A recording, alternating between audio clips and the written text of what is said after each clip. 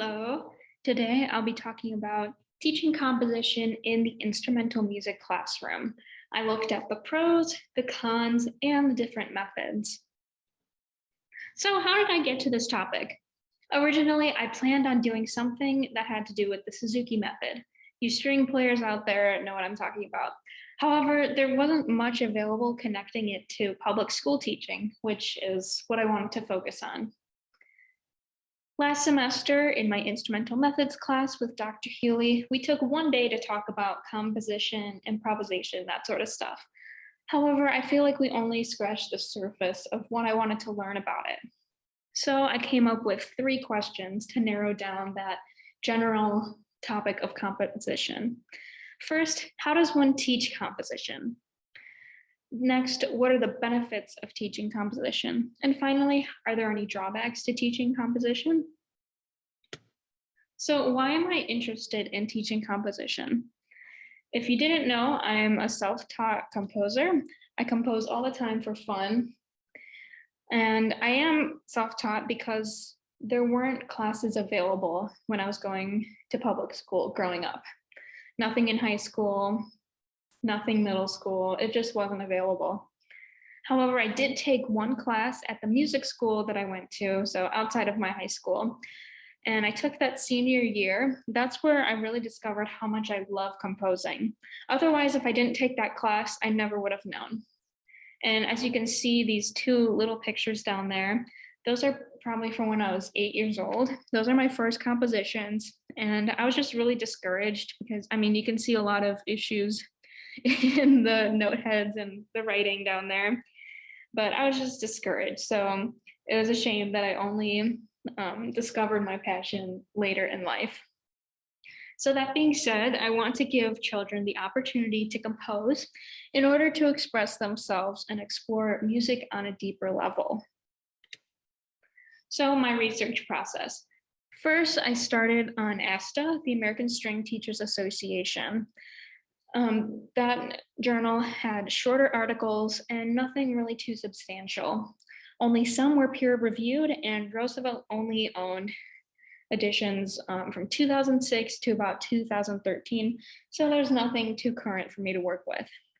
I then went to the Music Educators Journal. I typed in teaching composition, and I got over 1,000 results. However, just on that first page of results, I was able to find things that I was looking for, so I didn't really feel the need to narrow it down at all. I was able to find everything right from there. There were more substantial articles, so my articles were like 7 to 10 pages, which was pretty good for what I was looking for, and everything was peer reviewed. So this first article here is called Making Composition Work in Your Music Program. So this is actually a case study based on one teacher's success implementing composition into his program. So he said that composition is part of musical communication, just like playing your instrument or learning music theory. Composition is something that children should be exposed to in order to become musically fluent.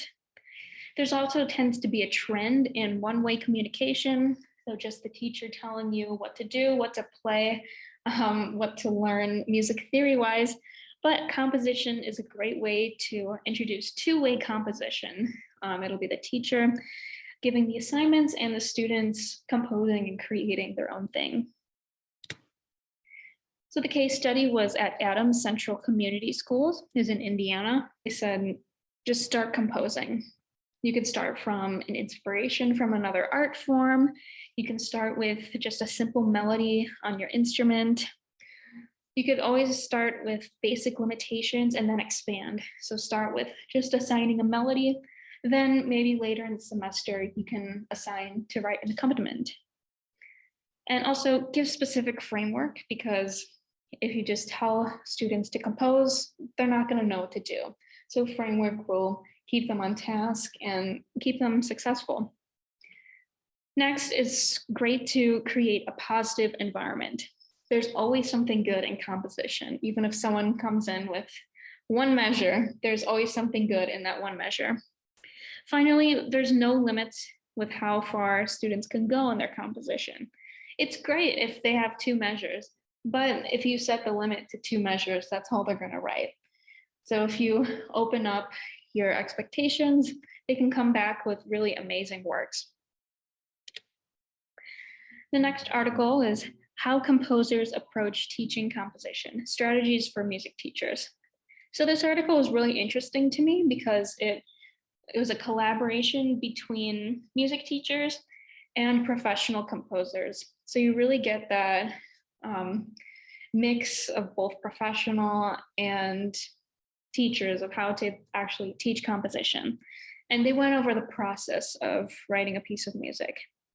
So how to start? Like I said before, there's tends to be anxiety in students when they're thrown with a composition project. So in order to help, teachers can suggest ideas, they can improvise phrases on an instrument just to get them started. With teacher assistance, it should always be perceptive and imaginative. So don't go in there and write the composition for the student. It's always good to give them ideas, many different ideas, so that they can pick and choose what works best for them. Continuing through the composition, this is where students tend to get stuck, and even professionals get stuck. It's like writer's block. You don't know where to go next. And here's where you can compare it to a story, maybe something they know, and compare it to maybe how a character gets through a challenge. That could be inspiring. They said to have a tool belt of strategies while teaching.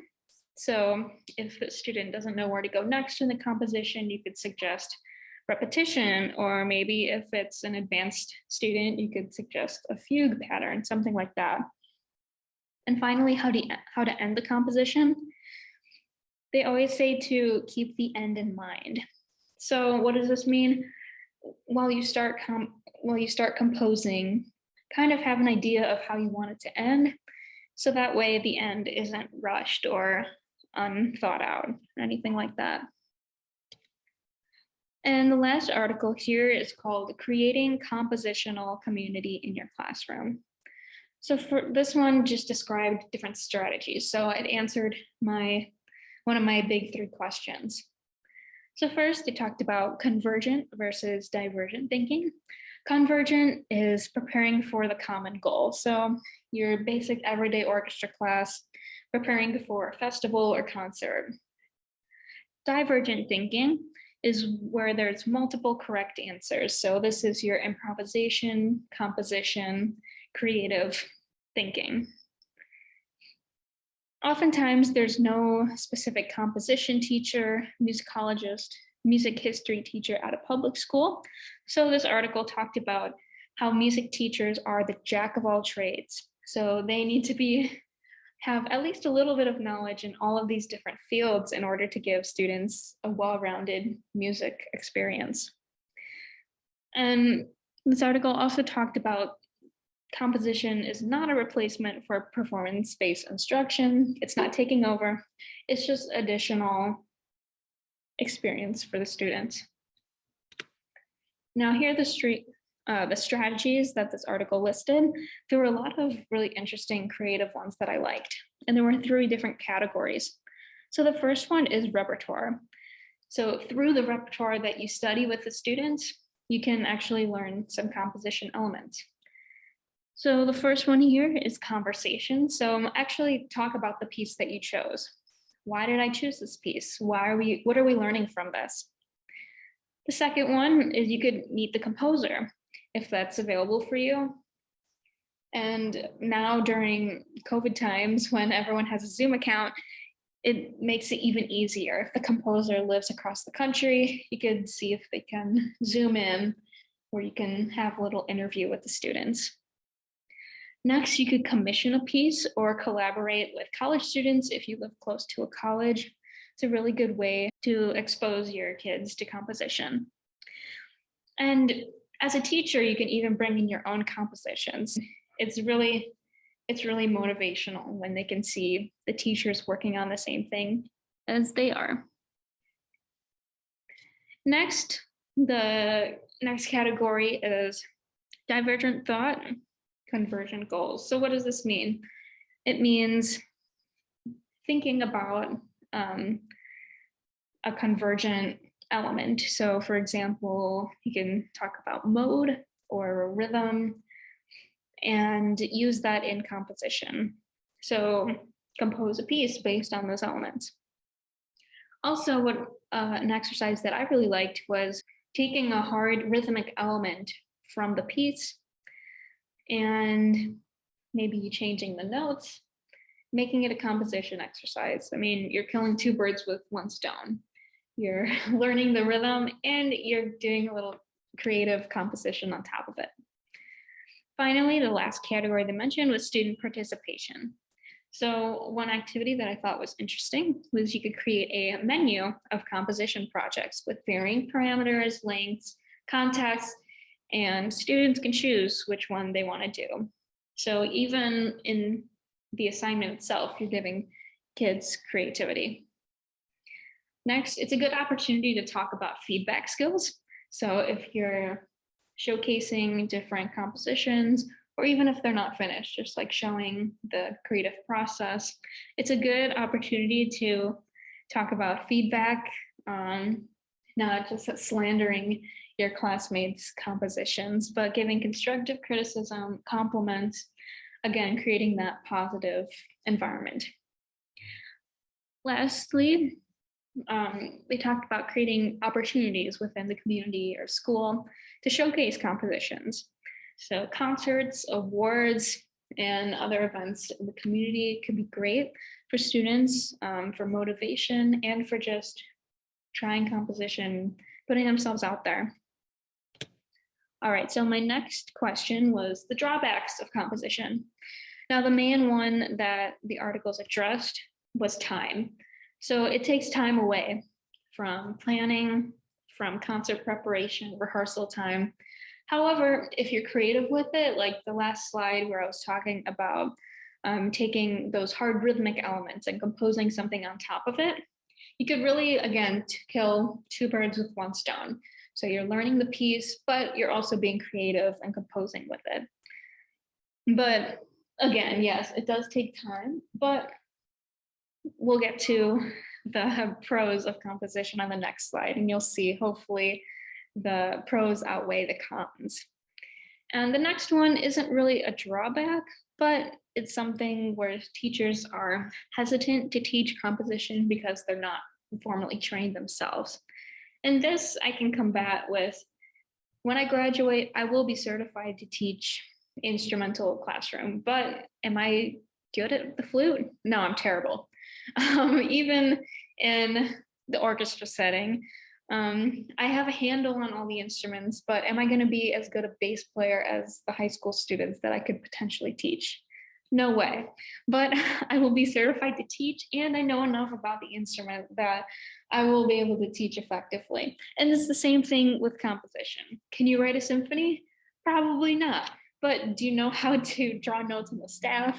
Can you write a basic 4-bar phrase using the pentatonic scale? Absolutely. And it's definitely something you could teach to your students. And now the benefits of composing. This is a quote that I really liked from one of the articles. It says, students have greater sensitivity to compositional methods and expression, which enhances their rehearsal skills. So once the students study compositions and learn more about it, they have more sensitivity and understanding to the compositions that they're working on in class, their repertoire. So it kind of helps the rehearsal process. Second, it connects to the national standards. Now, I'm not sure if these are the ones that we use here at Roosevelt, but the article pointed to standards 8 and 9, which is creativity, connection within the arts, music and history, and culture. And all of that right there, composition relates to. Next, it's a tool to teach musical concepts. So again, you can assign composition project based on keys, modes, chords, sequences, anything that you're teaching your students. It's a great way to bring in composition in order to deepen their understanding. And finally, just based on social emotional learning, it's such a feeling of ownership and pride when you compose. Also, students expressing themselves in a new way. I experienced all of this when I started composing, and that's one of the main reasons why I want to teach composing to my students, so that they learn how to express themselves in a way that's not just playing their instrument, but actually creating something. Here are my 3 sources and bibliography. And thank you.